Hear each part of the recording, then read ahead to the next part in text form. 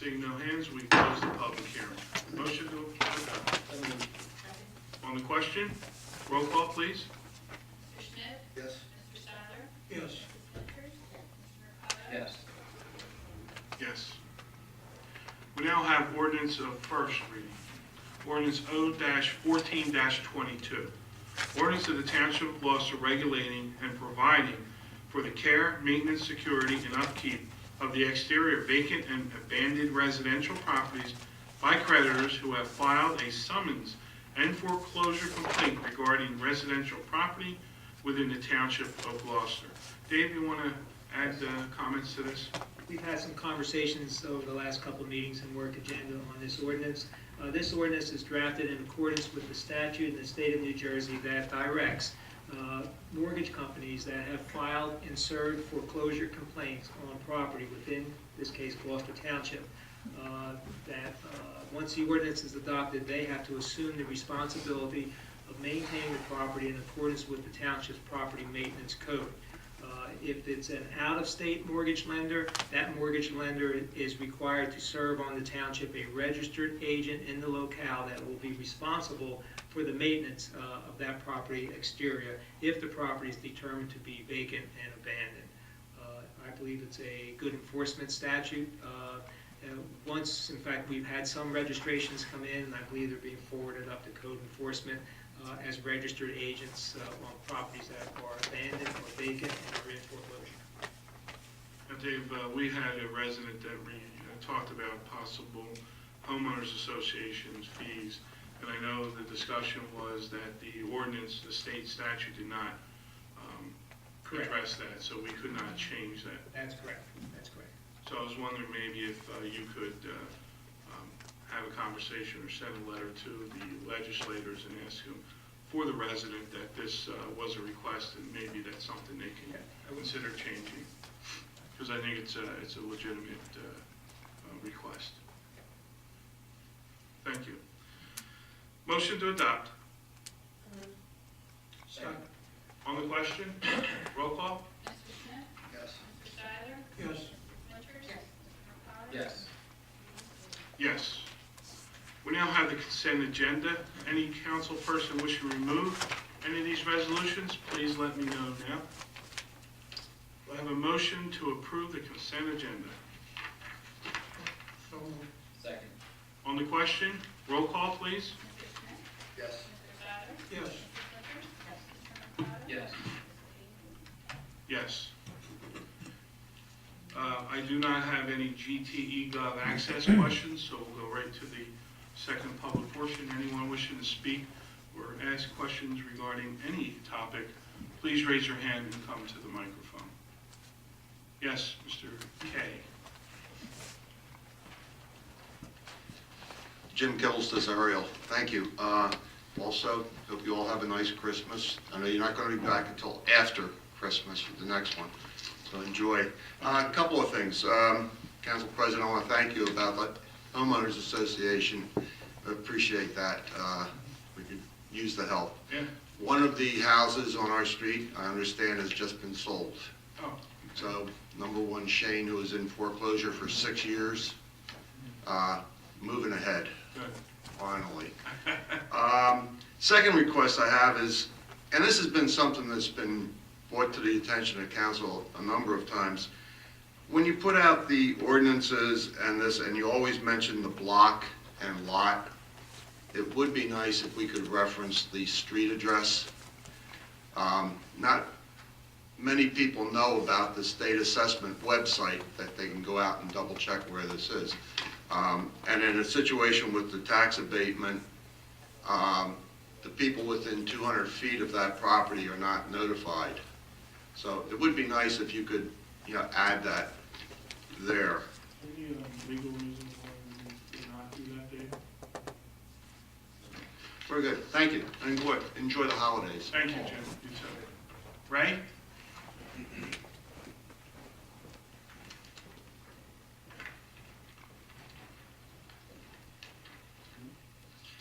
Ray Polidoro, Ariel. One question the police chief may want to respond to is we Right after a short term of burglaries in the Clementona section in Ariel, we've seen some police presence and things toned down for a little bit. Police are not making their presence known as they had. I'm sure they've got some pressing issues and other things to do, but I'd like to know if the reports that are buzzing around neighborhoods have any validity to them as far as the burglary starting back up again in Clementona.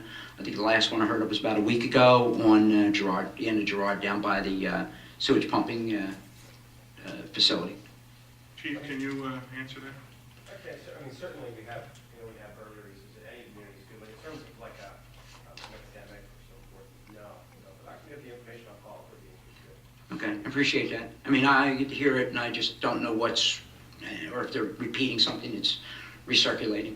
No, we'll talk about that. All right, thank you. Chief? And Mr. Bianchini, as you know, I attended a GTMUA meeting and somewhat educational. Yes. Wasn't a good educational thing, though.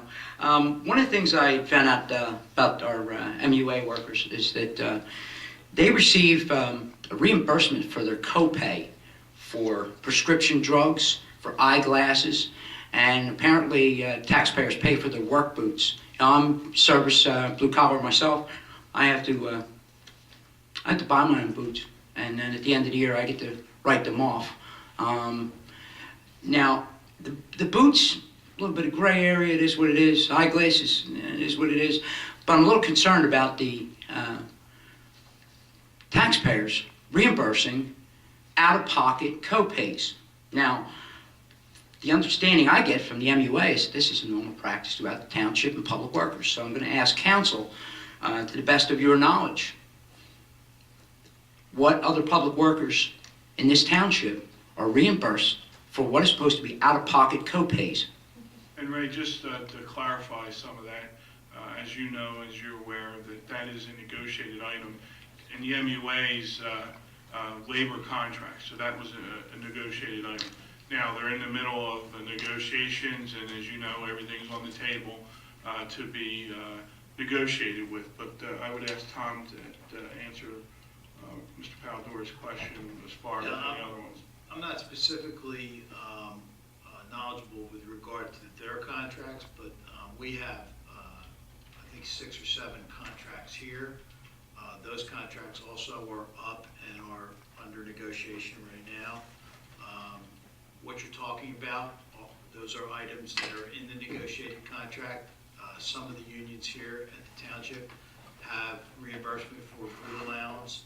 They also have a reimbursement amount of money that they can apply that reimbursement amount.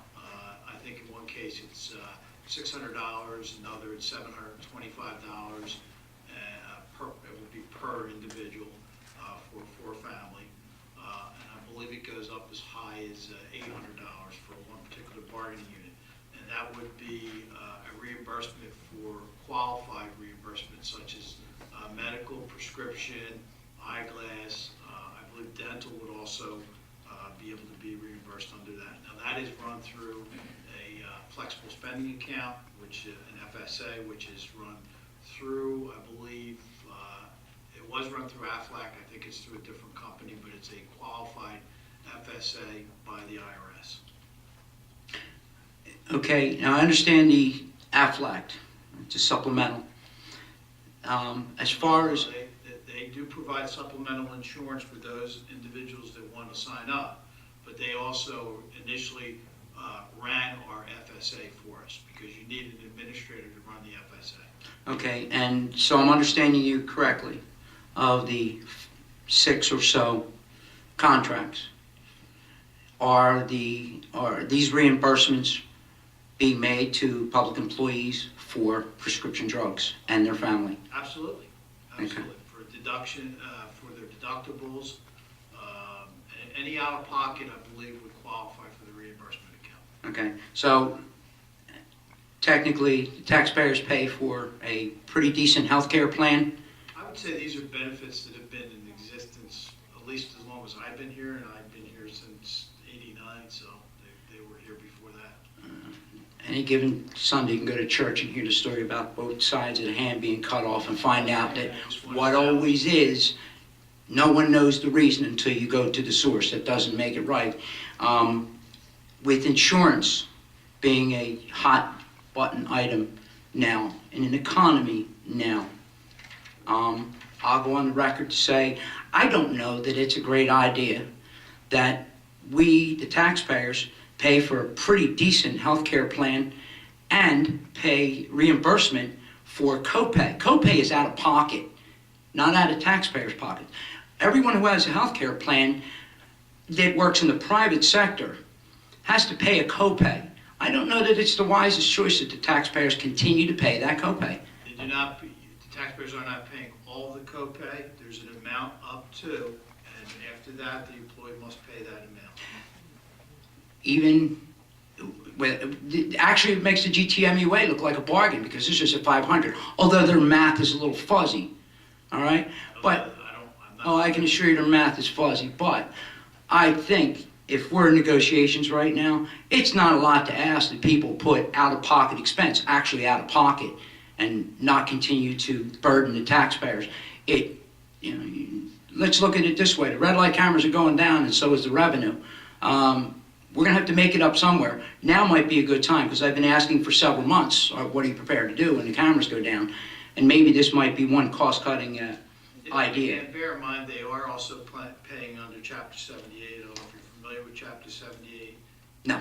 That was enacted on June 28, 2011, and it required that they pay the greater 1.5% of their pensionable salary or based on a schedule that was prepared by the governor's office, approved by the legislation.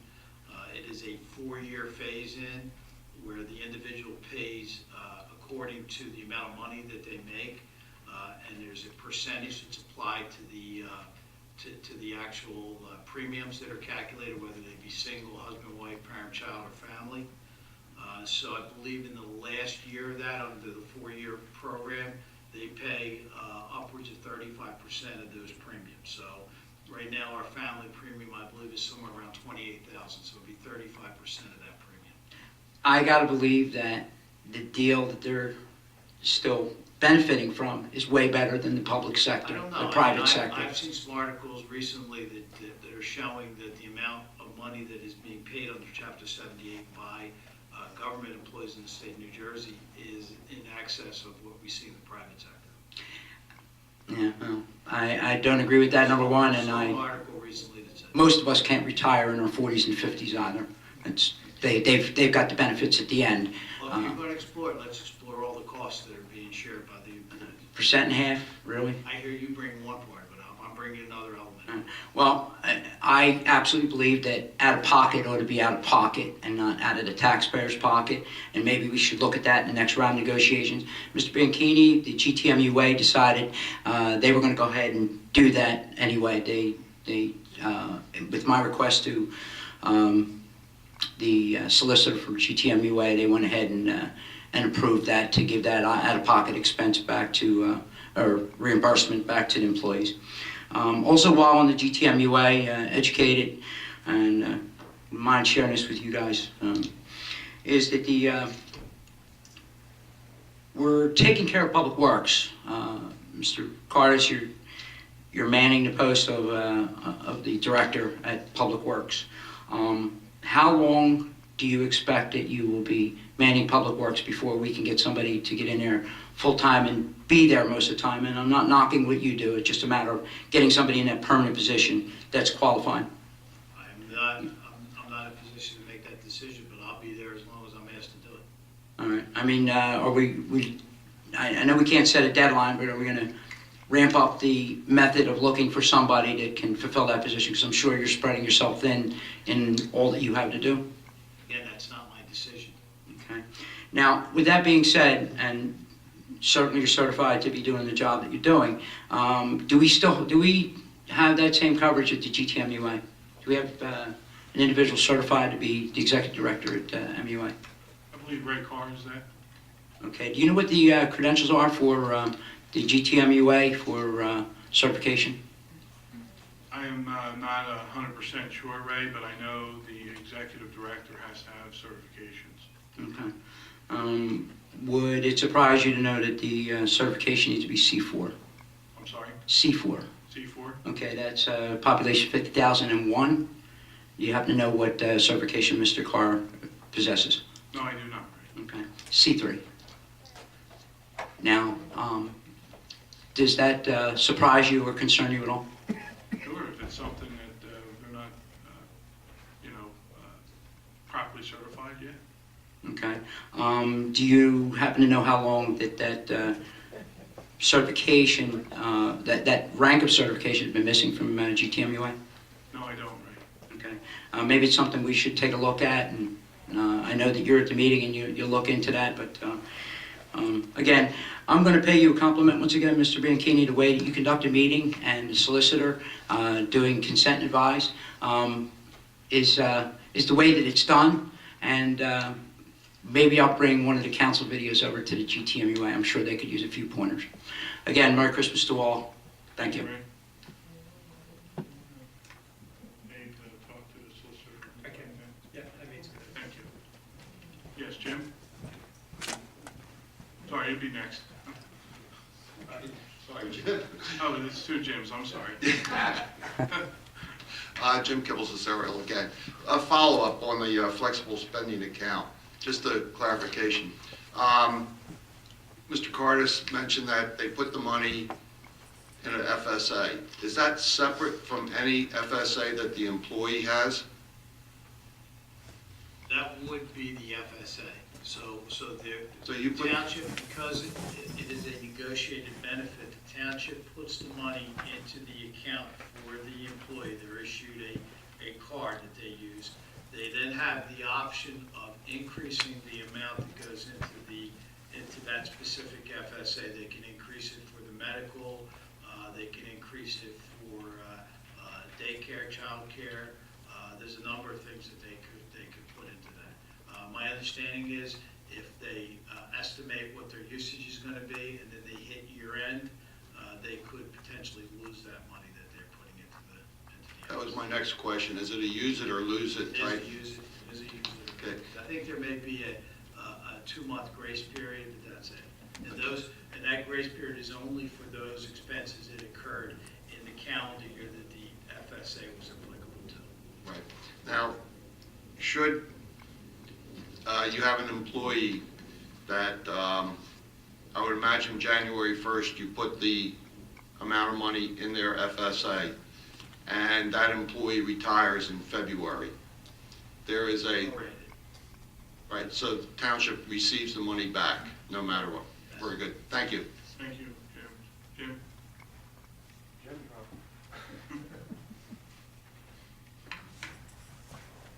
Jim Bonnet, Garwood Road, Ariel. I also had a question about the FSA, the flexible spending account.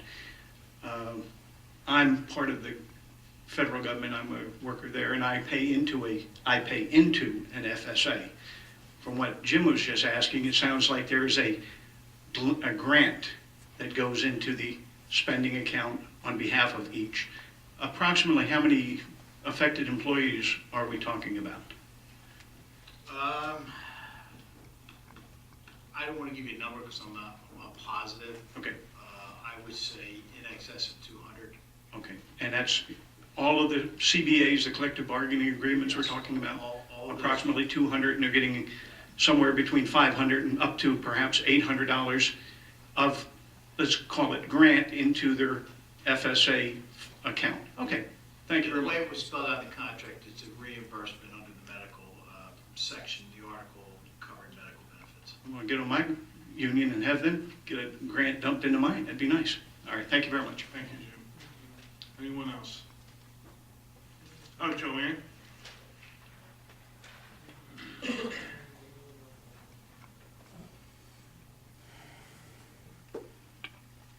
Joanne Carr, Timber Birch. Last but not least, a PSA. This Sunday, the tavern will be open from 1 to 4, still decorated for Christmas. It will then close until April. So hurry on down, check it out. It is beautiful, and if you know anybody that wants to see it, now's the time. Thanks. Thank you, Joanne. Thank the group for all that they do down there. Appreciate it. Anyone else?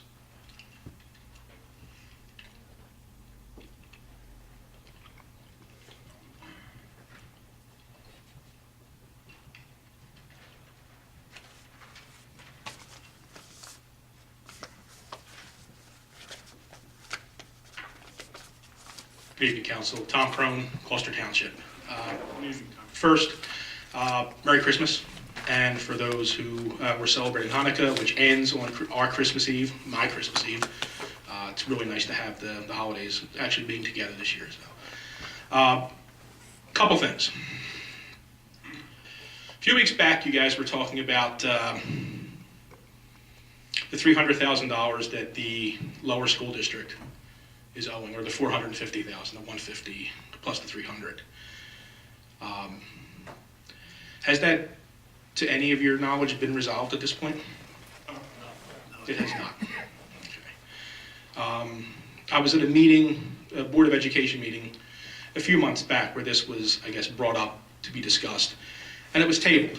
The board tabled it, and I guess under the thought process that someone either from the township or the governing body would come and speak to them and the public and explain the $300,000 number.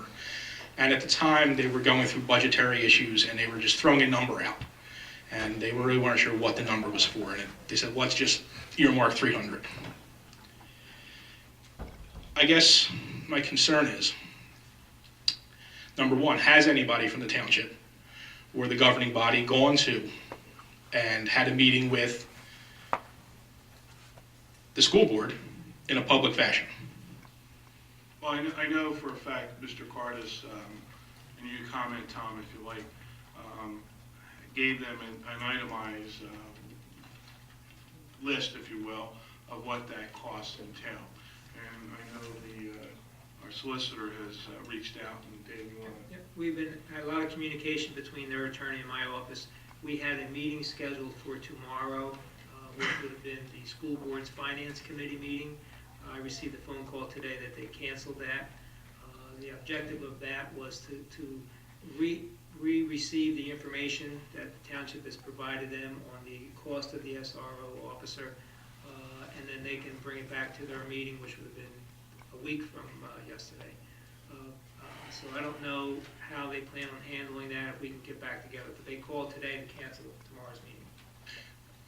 So, I think Mr. I'm sorry. Klein said something about a public meeting, and I think... Because that was promised, I mean, I don't want to interrupt you or speak for them, but that was promised to the general public that someone from the township would come and have a public conversation. My understanding is over a year and a half ago, the mayor and the chief of police did go to the board and speak with them regarding those numbers that, in fact, I gave you a copy of those. And you numbers. did. I do appreciate that, the quick response on that. And I met again, you said public meeting, so I believe that was at a public meeting. I don't know if the chief recalls now. Is that, It was public meeting with the closed session.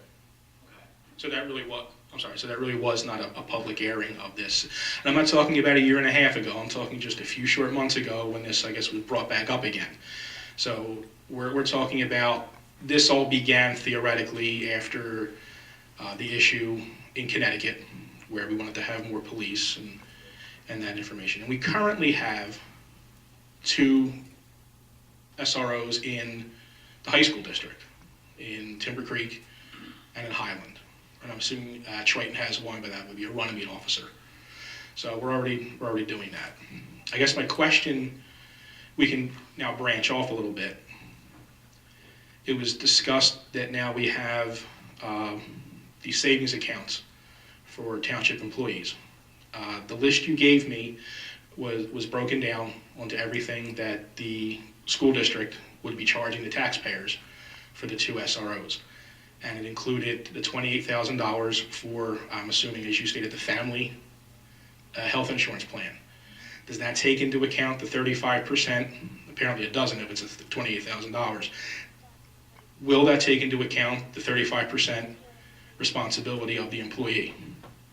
Well, I mean, you bring up a good point, because the FSA was not part of those numbers, because those numbers are, excuse me, those numbers are generated as our COBRA rates, because as you may be aware, we're self-funded. So a lot goes into what was our prior year experience and what is the projections on the new year.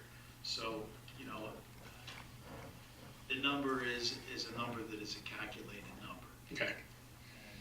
Would that be fixed? I mean, as a taxpayer and someone who was responsible for this, I'm not saying that we want to shortchange anyone, but I'm already paying my health insurance and my co-pays and everything to go with it, as is my wife. I'd say that's a good number, including the contribution, because remember what I said, was that it's phased in over a 4-year period. Okay. They're still in that first year of that 4-year period. That first year at maximum salary is about 7%. Okay. So if you look at the items that may not have been included, such as, say, a $600 reimbursement for an FSA, or reimbursement of eyeglasses, if that was something in the contract, I would say that that pretty much washes out. I would say that it's a very good indication that the $28,000 per family, and I think there was another person in there, It was 16. husband and wife. It was, yeah, there was so. Again, I'm bringing that up only because that was broached this evening. You could, in doing cost allocations, cost accounting, it's almost infinite that you could continue to try to charge every little thing. I could charge the heating, the air conditioning for the building, and you know what I'm saying? You have to draw some. Well, I'm glad you brought that up, because on theirs listed is $10,000 per SRO for a vehicle. Yep. Can you give a breakdown on exactly what the $10,000 per SRO? That's $40,000. No, it was an estimated figure, and it was based on gasoline and wear and tear on the vehicle. You'll notice that the cost that was allocated to the local school is higher than the cost allocated to the regional. I think it was $10,000 for the regional, $15,000 for the local. And the reason that the local was higher is because of the way that that's constructed, that those two officers would circulate on the southern and northern, and correct me if I'm wrong, Chief, southern and northern sections of the town, and that they would go to each school randomly. Okay. I guess the other question that goes to that, and this is not something you may or may not be able to answer, and that's why I was asking if someone had gone and spoken with them. There's 11 schools in the lower school district. There's 2 SROs. That means that at any given time, that someone's not going to be at 9 schools. Has it been discussed? Again, and I know it was brought up before about maybe a liaison from the council to the school district that has no voting privileges whatsoever, but this might be a good reason why you would have a liaison officer going back and forth. Would it not behoove the taxpayers for at least the school districts, both of them, to explore privatizing armed security guards who are in all likelihood former military and former police, especially in the 11 lower schools, to have an officer in every building from open until close? Because as we stated already, this was all brought about because of the tragedy 2 years ago in Connecticut. So theoretically, something could happen at Mullen while the officer is driving in between Lewis and pick a school. So again, you probably cannot answer that, but this might be a good time to start exploring someone going, just like you do to the MUA, just like you do to the Housing Authority, to go and sit and bring information back and forth. Because now we have a situation where they haven't paid their $300,000, and the reason why, and I can see they haven't paid it, they never passed the shared service agreement. They never passed it. So they never gave approval to spend the taxpayers' dollars. And that still has yet to be discussed. So maybe information needs to flow a little better, not through the attorneys, not to besmirch Mr. Carler in any way, but he is not a member of the governing body. He is the director of law. He's an attorney. Maybe it's time that we have our governing bodies stop going through the attorneys and start going through each other and start talking. Because now we're looking at a deficit, and hopefully it's in their budget as they say it is. And we can pay it. We're not going to be banged because they raised their taxes. The municipality raised taxes last year. Everybody's raising taxes. Now we're finding out that municipal employees aren't paying out of pocket for benefits that the rest of us are paying for. Do you see how it's starting to kind of look a little grim for the people that are actually paying for all this and the lack of communication?